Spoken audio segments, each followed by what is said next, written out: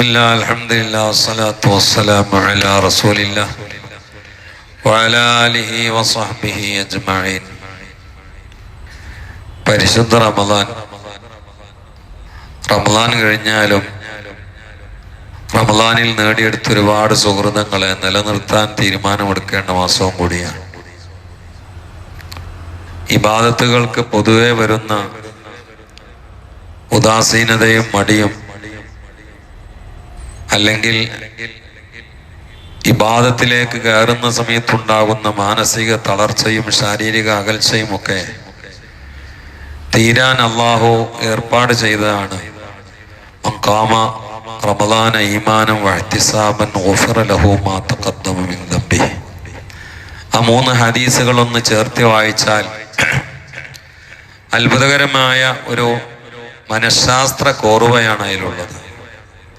ഒന്ന്, മൻ സാമ റമളാന ഈമാനൻ വഇഹ്തിസാബൻ ഗുഫിറ ലഹു മാ തഖദ്ദമ മിൻ ദംബിഹി. ആരെങ്കിലും റമളാനിൽ വിശ്വാസത്തോടെയും, വഹ്തിസാബൻ എന്ന് പറഞ്ഞാൽ ഒരുപാട് അർത്ഥങ്ങളിൽ ഒരർത്ഥം, ഇത് കഴിഞ്ഞു കിട്ടണില്ലല്ലോ എന്ന ചിന്ത ഇല്ലാത്ത, റമളാൻ കൊണ്ട് കഴിഞ്ഞിട്ടിണില്ലല്ലോ എന്ന ചിന്ത ഒന്നും ഇല്ലാതെ, റമളാൻ വന്നതിലുള്ള അമിതമായ ആവേശവും ഉത്സാഹത്തോടു കൂടെ അള്ളാഹുവിങ്കിൽ നിന്നുള്ള പ്രതിഫലം പ്രതീക്ഷിച്ചുകൊണ്ടും, ആരെങ്കിലും നോമ്പനുഷ്ഠിച്ചാൽ അവന്റെ എല്ലാ ദോഷങ്ങളും പുറത്തു കൊടുക്കുന്നതാണ്. അതേ രൂപത്തിൽ തന്നെയാണ് ആ സ്വാമ എന്നുള്ളിടത്തൊരു കാമ എന്നുള്ള വാക്ക് കയറ്റിയിട്ടും പറഞ്ഞത്. മൻ ഖാമ റമളാന ഈമാനൻ വഇഹ്തിസാബൻ ഗുഫിറ ലഹു മാ തഖദ്ദമ മിൻ ദംബി. രണ്ട് ഹദീസുകളും തമ്മിൽ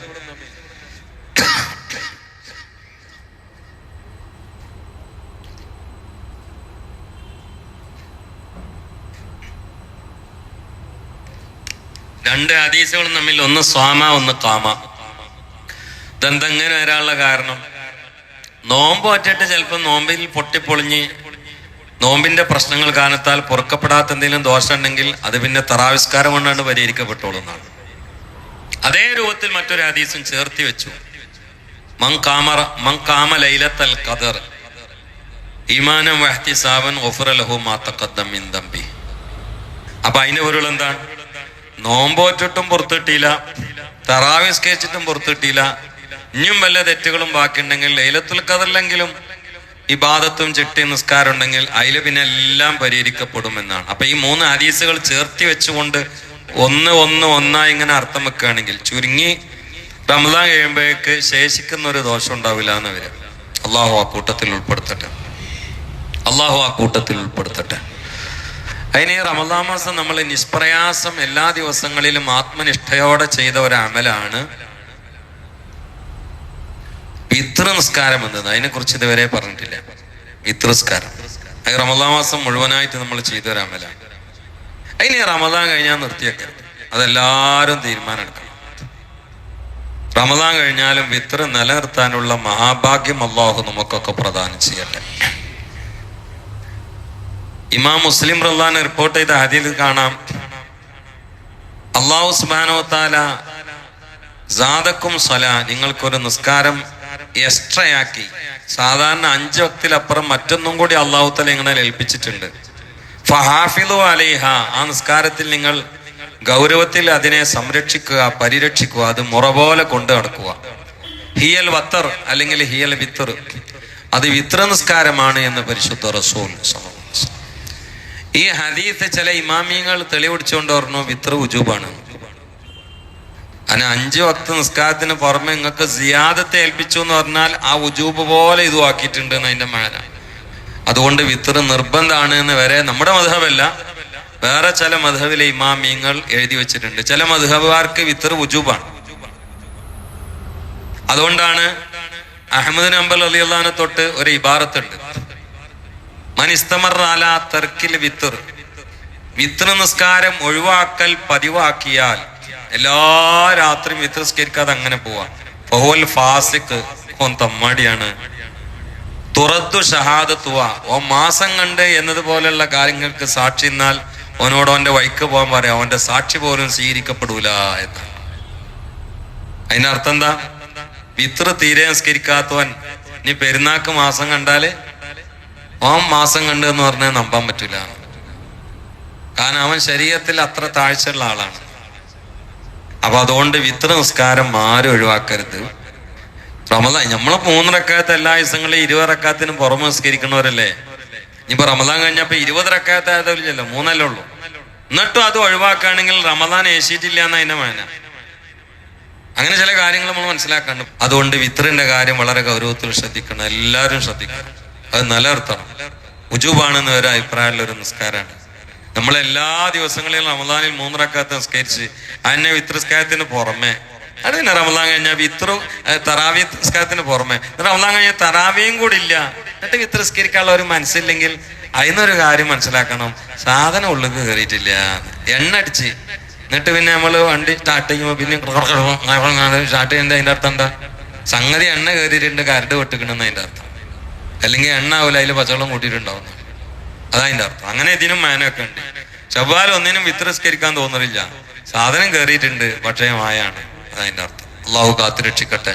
സല്ലല്ലാഹു അലാ മുഹമ്മദ് സല്ലല്ലാഹു അലൈഹി വസല്ലം. സല്ലല്ലാഹു അലാ മുഹമ്മദ് സല്ലല്ലാഹു അലൈഹി വസല്ലം. സല്ലല്ലാഹു അലാ മുഹമ്മദ് സല്ലല്ലാഹു അലൈഹി വസല്ലം. സല്ലല്ലാഹു അലാ മുഹമ്മദ് സല്ലല്ലാഹു അലൈഹി വസല്ലം. സല്ലല്ലാഹു അലാ മുഹമ്മദ് സല്ലല്ലാഹു അലൈഹി വസല്ലം. സല്ലല്ലാഹു അലാ മുഹമ്മദ് സല്ലല്ലാഹു അലൈഹി വസല്ലം. സല്ലല്ലാഹു അലാ മുഹമ്മദ് സല്ലല്ലാഹു അലൈഹി വസല്ലം. സല്ലല്ലാഹു അലാ മുഹമ്മദ് സല്ലല്ലാഹു അലൈഹി വസല്ലം. സല്ലല്ലാഹു അലാ മുഹമ്മദ് സല്ലല്ലാഹു അലൈഹി വസല്ലം. സല്ലല്ലാഹു അലാ മുഹമ്മദ് സല്ലല്ലാഹു അലൈഹി വസല്ലം. اللهم صل على محمد يا ربي صل عليه وسلم. രണ്ട് ഉസ്താമാരെന്താ അല്ലേ? അൽഹംദുലില്ലാഹി റബ്ബിൽ ആലമീൻ ഹംദൻ യുവാഫി നിഅമഹു വയുകാഫിഉ മസീദ.